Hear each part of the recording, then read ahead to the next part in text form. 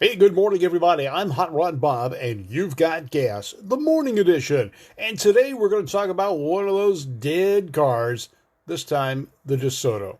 Now, in 1928, we know Chrysler introduced the Plymouth, and it was a roaring success. They followed it up with the DeSoto. They announced it in 1928, and in 1929, DeSotos hit the streets, and they did excellent. They were the number one selling car for the Chrysler brand products in 1929. They came out firing with an 81,000 sales projection, not a projection, an actual sales in the first 12 months on the market. That was a record that stood for Chrysler and Pontiac and Graham Page and others for 30 years. So the DeSoto, a popular car right from the bat. It had excellent styling for the times. It had excellent reliability for the times. However, they started getting a little ahead of themselves.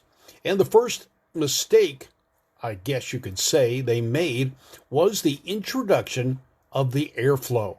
Now, I think the airflow is an exciting car. I think it was beautiful. As a matter of fact, so did most of Europe. But the Americans didn't. In Europe, it was awarded many prizes for great styling, for great advancements in engineering. It was better aerodynamically than anything else around. It was so aerodynamic and so well accepted in Europe. If you look at European cars starting in 1935 and later, they looked a lot like the Chrysler Airflow. Even the Japanese copied the Chrysler Airflow. Look into the history of the Toyota, and you'll see the same thing. Now, Chrysler found out in a strange way that driving a car backwards was more aerodynamic than driving it forwards. So they took that learning and put it into production on the airflows. Well, they didn't drive them backwards, but they aerodynamically changed the shape of the front of the cars. The airflows were very aerodynamic, very smooth. They had higher top speeds than most cars on the road at the time because of it. They were very integral. The components all fit beautifully. Reliability was high. The cars drove smoothly. They were great. They just were not accepted here in the States. Now, the airflow stayed in production for about 3 years. Chrysler finally came out with another model in the DeSoto line called the Airstream. Kind of sounds like a trailer. And that car actually saved DeSoto. The Airflow was losing ground. Now, although it set many speed records and endurance records over its life, it wasn't accepted. The styling was too radical, too advanced. Who knows? We've never had a real good decision on that. But in 1934, their sales declined by 47%. Only 13,900 Airflows were produced in 1934. Chrysler's DeSoto division fell from 10th place in the industry to 13th place. It was a big drop. Now, they came out in 1935 with a new car. They called it the Airstream. Now, obviously, they didn't register that name because we know today that is the name of a series of trailers. So, not associated with Chrysler Corporation. The Airstream, though, saved the DeSoto brand.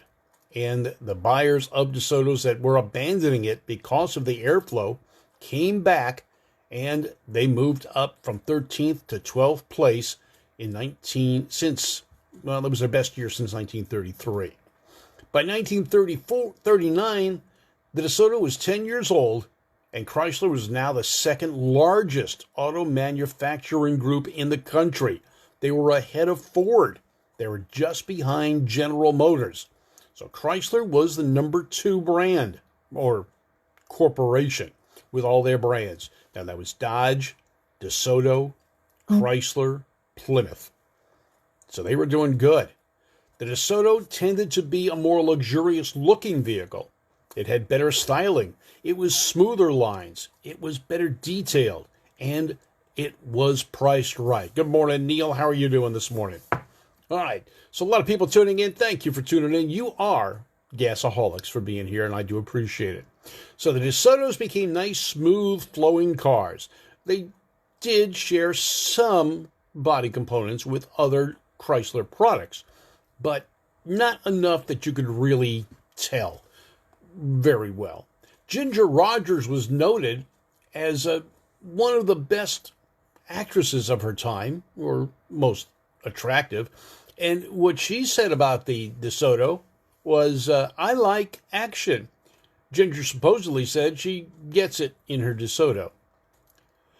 Okay, we'll let you decipher that one. Now, Ginger didn't need any help, but the 39 DeSoto sure was a good-looking car. And with slippery lines, still somewhat aerodynamic, it captured some more sales. Now, the price for the Club Coupe was a hefty $1,145, and they only sold 264. So the Custom Club Coupe, not a real popular car. That was the convertible, I guess you could say, for the time. Now, one of the things that happened in 1939 is DeSoto offered a 4-speed transmission. Now, many people don't think 4 speeds existed until the 60s and such. Hey, Raphael, how are you doing in American cars? But Chrysler had a fluid coupling transmission. It ended up in the war effort in tanks later on, but they didn't neglect their engineering during these years. Even though styling was of foremost interest for most buyers, the engineering was good.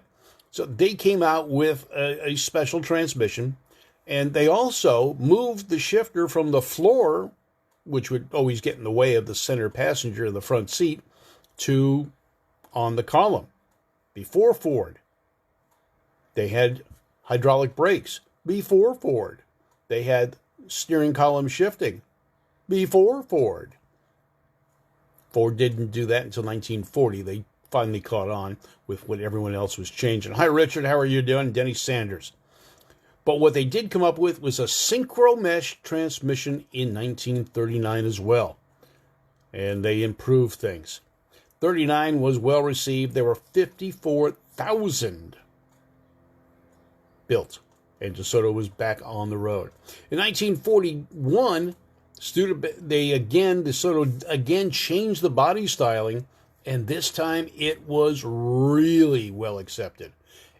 Smoother, very toothy grills, very Art Deco style. And for 41, I'm sorry, I misspoke. The 4-speed came in 41. But it was a semi-automatic 4-speed. Now, basically, you had a clutch pedal, but it also had a torque converter, or fluid coupling. And what you would do is you would push the clutch in and put it in high gear to start with. Now, typical H pattern like a 3-speed. But you would start out in 3rd gear, let off the throttle, hit the throttle again. When you got up to the proper speed, it would shift into 4th gear. Okay. I've had it. I had one. They're okay. Now, if you needed more acceleration, you'd drive it like a regular manual transmission to an extent. Again, you use the clutch to put it in gear. Good morning, Corey. You take the shifter, pull it down to the 1st gear like you would a normal 3-speed. Let the clutch out and drive away like you normally would with a manual transmission. You're not going to stall it. I don't care if you slipped the clutch or what. Once you're in 1st gear, you're in 1st gear. You could let the clutch out while you were stopped, or you could let the clutch out like you were driving a manual transmission. Lift off the throttle, hit the throttle again. Now you're in 2nd gear. Push the clutch, shift up into high gear. You're now in 3rd. Lift the pedal, press down on the throttle pedal again. You're in 4th gear. This was a simple semi-automatic transmission, and it was the starting of the automatic transmissions that were to come later on. But this was a neat situation. It was very high-tech for the time. They called it Simplematic. Dodge called it Gyromatic drive. Plymouth called it Fluid drive. Now, Plymouth didn't get it, though, until the early 1950s. So it was unique to the DeSotos for the time. Now, many people don't know, I take it for granted, the DeSoto name came from the explorer DeSoto. And they used a symbolized photograph or picture for the mascot, I guess you could say, or ornaments and logos on the car. That was a Castilian with a steel kind of hat thingy on his head. That stayed on till the end of it. Now, in 1942, the best looking DeSoto, in my opinion, came out. It had the very toothy grill. It was very wide across the front. It also had hideaway headlights. The first American full production car. Well, I guess the Accord did too, and the Hollywood Graham. But the DeSoto had hideaway headlights in 1942. Beautiful car. Love that car. Mark, you're supposed to be on the road. What are you doing at home? Or watching this? Or you're driving? Or, well, whatever you're doing. All right. The DeSoto, 1942, hideaway headlights. It was beautiful. They called them airfoil headlamp covers, making the car more aerodynamic. However, now the public was willing to accept aerodynamics. I mean, airplanes were aerodynamic. Trains were becoming aerodynamic. Here comes an aerodynamic car coming into the 40s. The problem was a very short run of cars. As we all know, World War II began in December of 1941, right after production of the 1942 model cars started. By February, all U.S. civilian production of cars was ended, and the war effort was on. The headlights with covers never returned. In 1945, when production started up again, headlights prominently mounted on the fenders were standard, and the hideaway headlight was gone. Now, post-war, DeSoto started to pick up the pace again, and they came out with some luxurious cars with the regeneration of the Chrysler products. As with everybody else, 1949 was pretty much the first year of new body styles. 46, 47, and 48 were, for the most part, just carryovers. Now, DeSoto was tough, and they were in the top 10 of the auto manufacturers at the time. Their cars were a little bit bigger than Mercury's, Pontiacs, Oldsmobiles, and Buicks, and they were well accepted. They had chair-like seating, and that was something all Chrysler products had at the time. But now there was more commonality with body types. Mark McGeorge says he had Bob Lutz Riley's race car from the 20s. It had a centrifugal clutch. Yep, they could. Ray Kelly's watching us right now, too.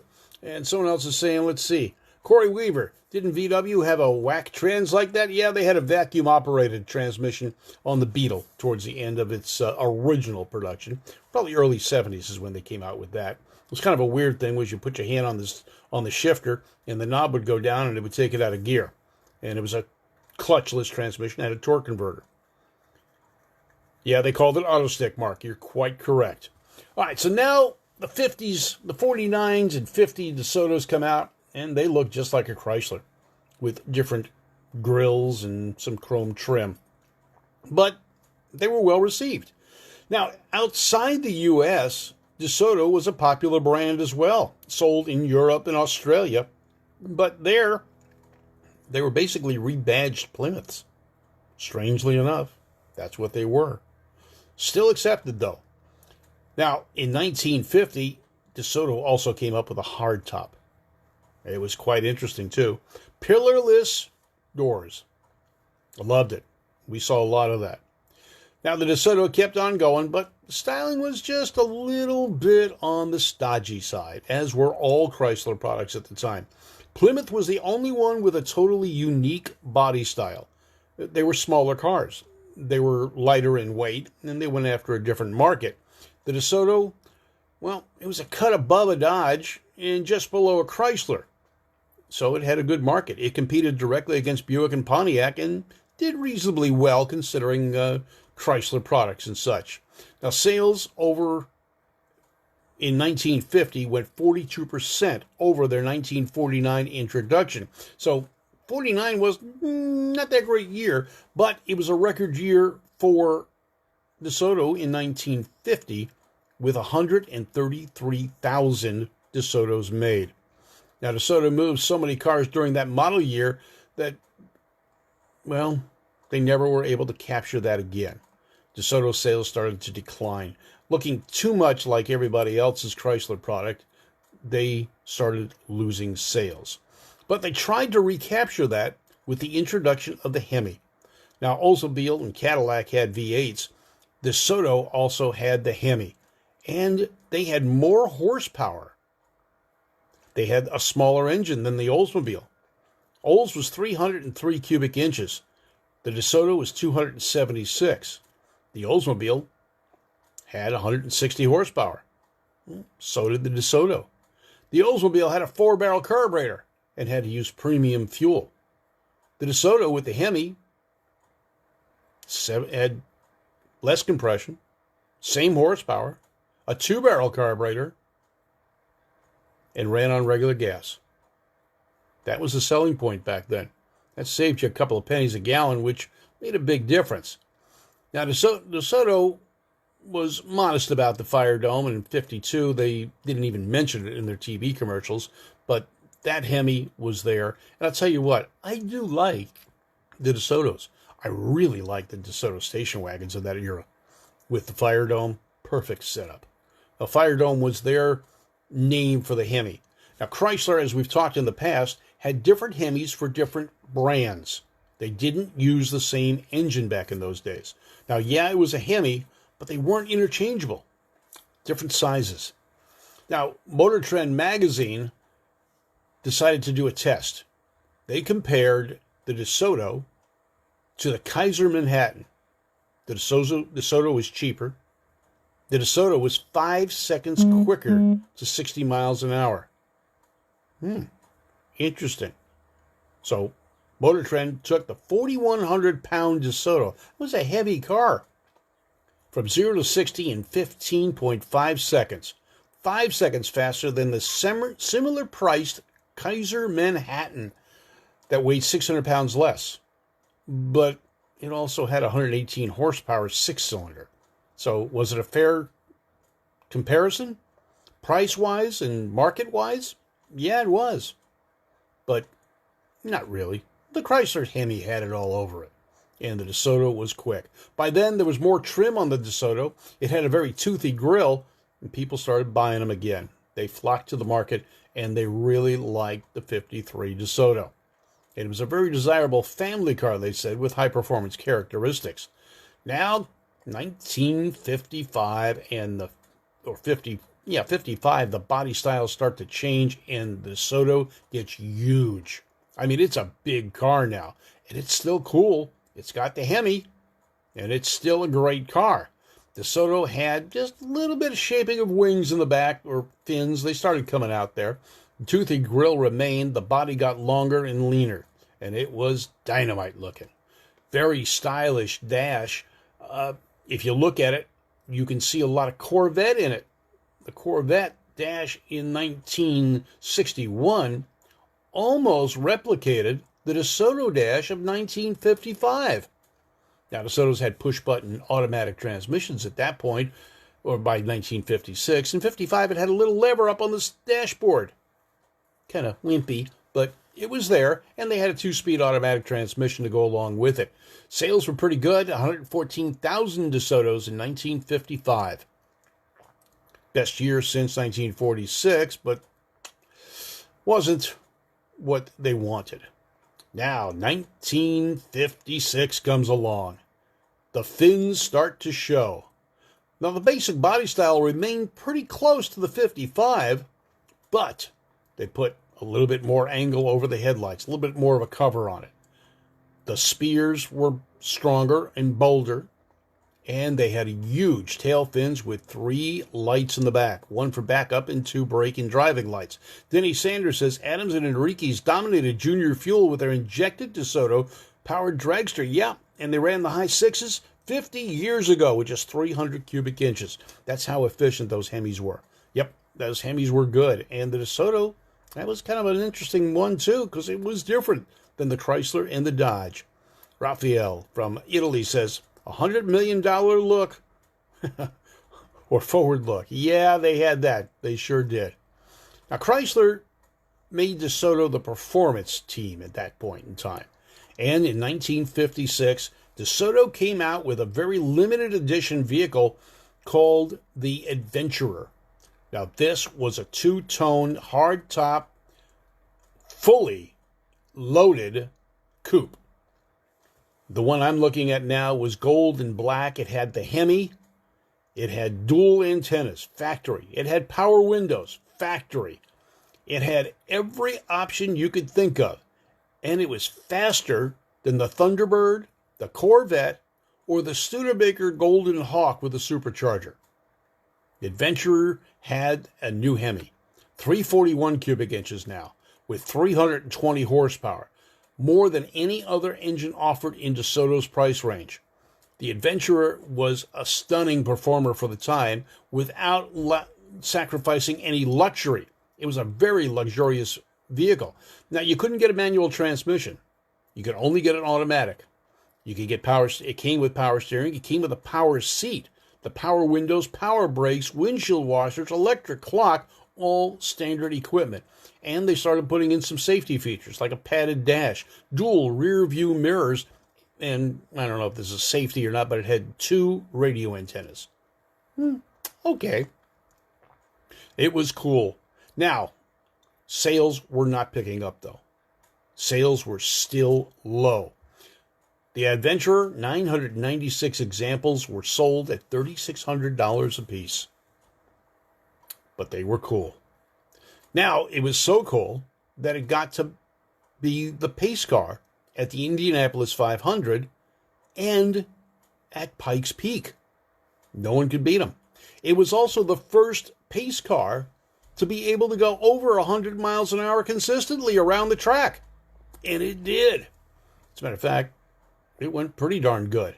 Now, 0 to 60 took 10 seconds, which was amazing at the time, but it was a powerful car. Now, for 1957, though, Chrysler was in a problem. There was a slight recession going on, and Chrysler sales dipped, with the exception of the DeSoto. DeSoto sales stayed up higher than Dodge, Plymouth, and Chrysler.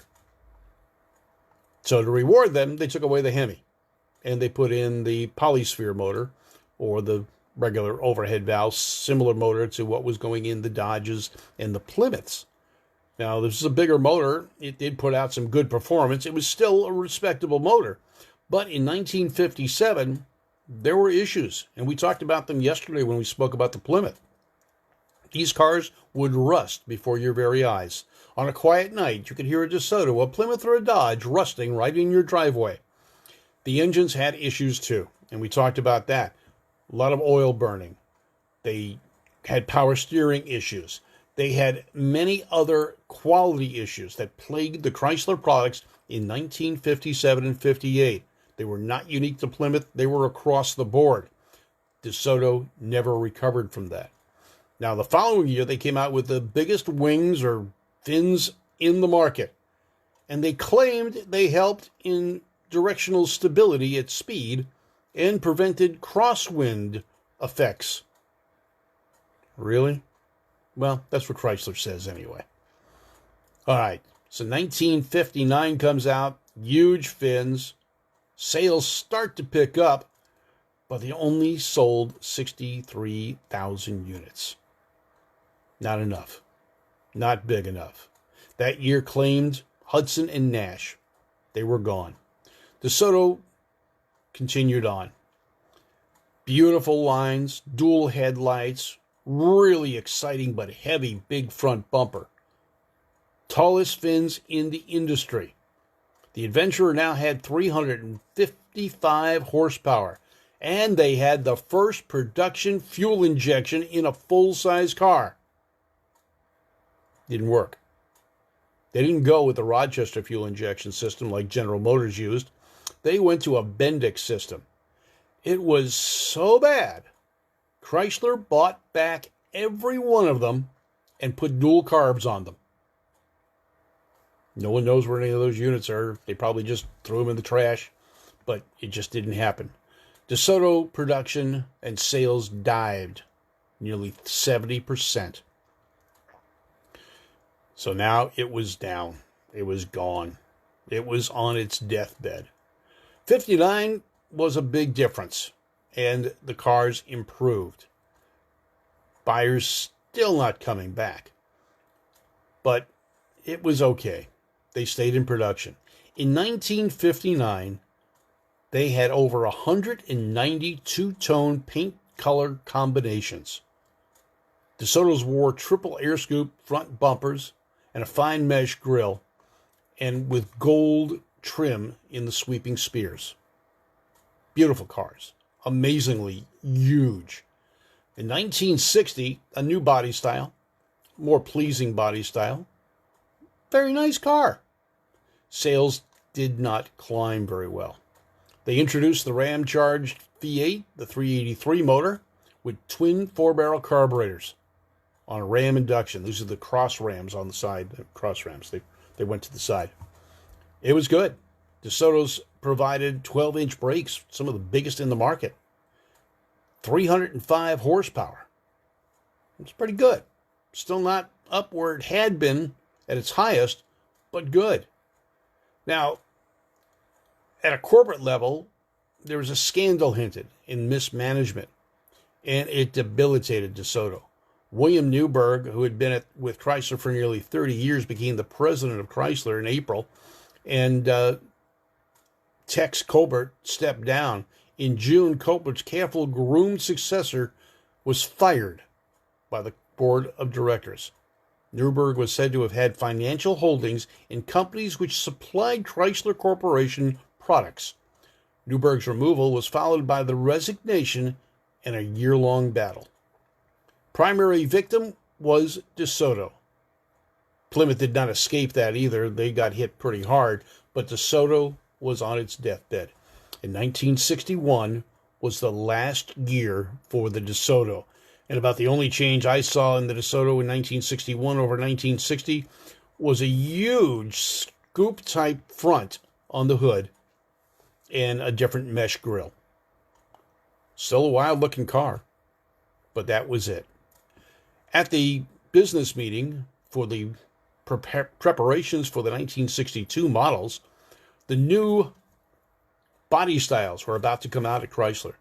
And there was an extremely radical-looking car for DeSoto.